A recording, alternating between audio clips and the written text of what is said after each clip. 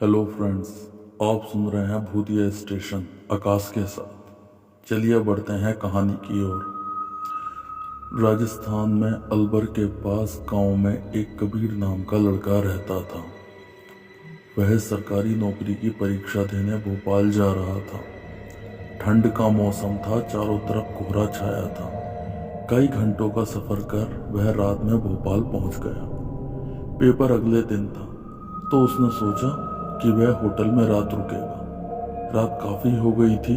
वह सस्ता होटल देख रहा था, लेकिन उसे सस्ता होटल नहीं मिल रहा था।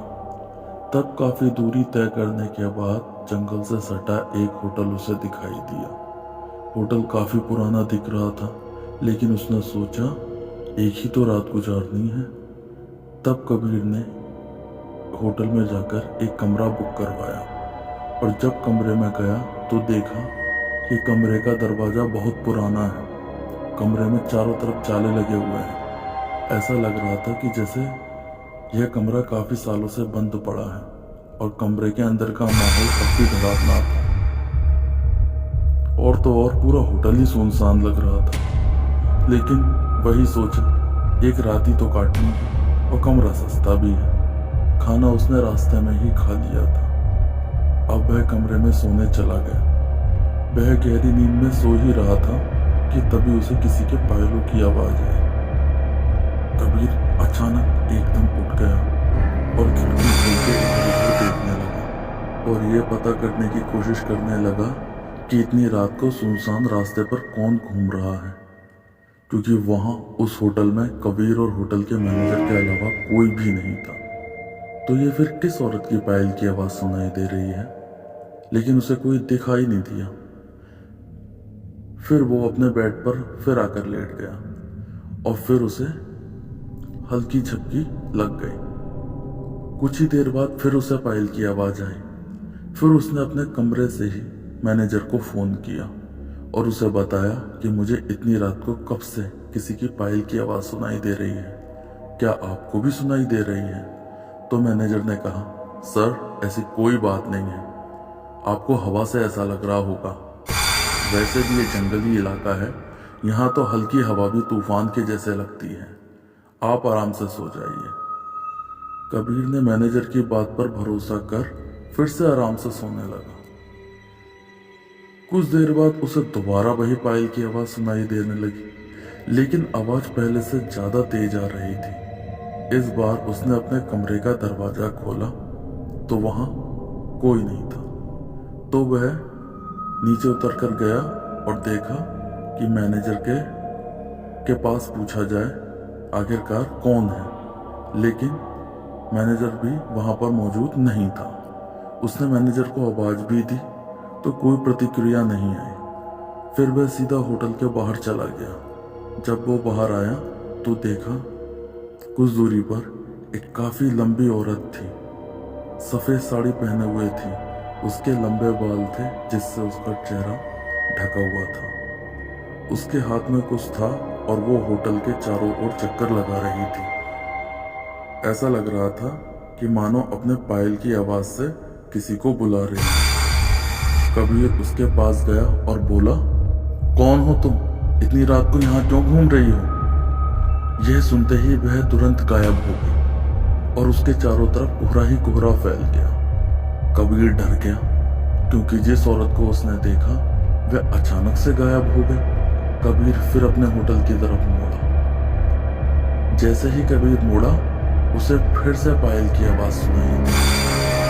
कबीर उस आवाज के पीछे पीछे जाने लगा, और उसने सोचा क्यों ना देखा जाए ये कौन है। चलते चलते वह अपने होटल से इतनी दूर आ गया कि उसे पता ही नहीं चला। फिर उसने घने जंगल में कुछ ऐसा देखा कि उसका दिल दहल गया। उसने देखा कि एक औरत पेड़ के नीचे 5-6 लाशें रखी हुई हैं और बारी बारी से उसे नोच नोच कर खा रही है। उसका मुंह पूरा खून से सना हुआ था। उसका चेहरा बेहद झुलसा हुआ था और आंखें बाहर को थी। कबीर की हालत तो उसको देखकर ऐसी हो गई जैसे उसके अंदर जान ही नहीं बची। वह डर तो गया भी गया ही था, साथ साथ रोने भी लगा कि अब तो चुड़ैल उसे मार ही देगी, क्योंकि उसके पायल की आवाज़ से ही वो उसे यहाँ तक लेकर आई है। लेकिन उसने हिम्मत से काम लिया और वहाँ से पूरी जान लगा दी भागने में। लेकिन भूत तो भूत होते हैं। कबीर जैसे ही भागा, उसके सामने चुड़ैल आ गई और उसको इशारे से अपने अड्डे पर ले जाने लगी, जहाँ वह लाश को नोच नोच कर खा रही थी। कबीर तो अब बेबस था, क्योंकि उसे वह अब भूतनी की चंगुल में फंस चुका था। लेकिन उसे याद आया कि उसके दोस्त एक दिन आपस में बात कर रहे थे कि कभी भी यदि भूत का सामना हो या डर लगे तो हनुमान चालीसा पढ़ो, सारे कष्ट दूर हो जाएंगे, डर खत्म हो जाएगा और भूत भी पास नहीं आएगा।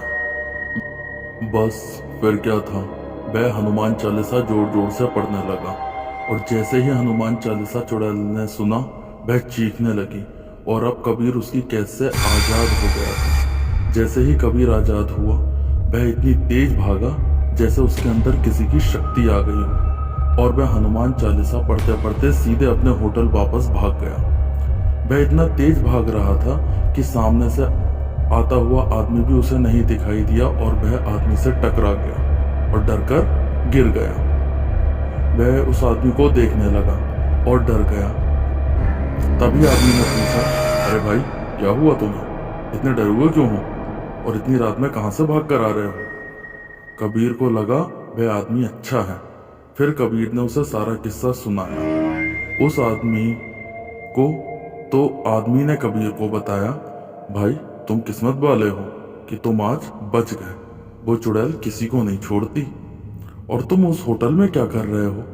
उसको तो बंद हुए लगभग 10 साल हो गए हैं। कबीर का यह सुनकर तो डर के मारे पसीना निकलने लगा।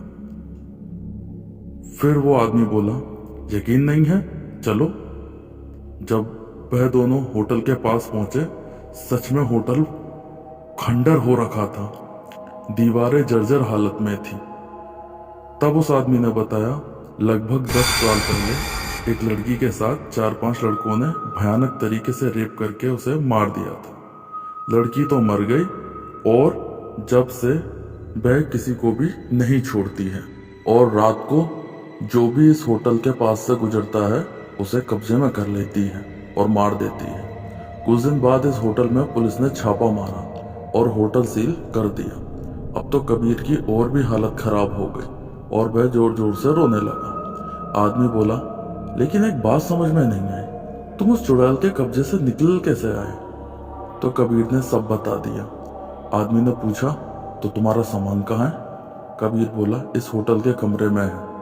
आदमी बोला, चलो सामान लेकर आते हैं। लेकिन कबीर अंदर जाने को तैयार नहीं था, उसे बहुत डर लग रहा था। तो उस आदमी के बहुत कहने पर दोनों अंदर चलने के लिए तैयार हो गए। और जब दोनों अंदर पहुंचे तो अंदर की स्थिति देखकर कबीर बोला, अकेला मैं यहाँ कैसे सो रहा था?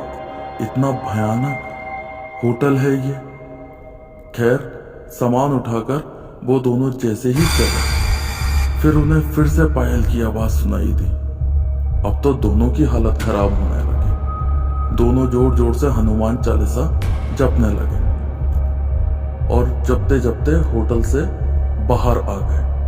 और होटल से काफी दूर निकलने पर कबीर बोला, आज तो मैं मर ही जाता, लेकिन आज मैं इतनी रात को जाऊंगा कहाँ? आदमी ने चुप कराया और बोला, आज तुम मेरे घर पर रह लो, कल चले जाना, मेरा घर कुछ ही दूरी पर है, डरो मत, मैं हूं तुम्हारे साथ। कबीर ने उस आदमी को धन्यवाद दिया और उस आदमी के साथ चला गया और उसने खुद से एक वादा किया कि आज के बाद वह कभी भी किसी अनजान जगह नहीं जाएगा। तो दोस्तों, आपको हमारी कहानी कैसी लगी कमेंट बॉक्स में जरूर बताना और हमारे चैनल को सब्सक्राइब कीजिए, शेयर कीजिए और हमारे वीडियोस को लाइक कीजिए। धन्यवाद।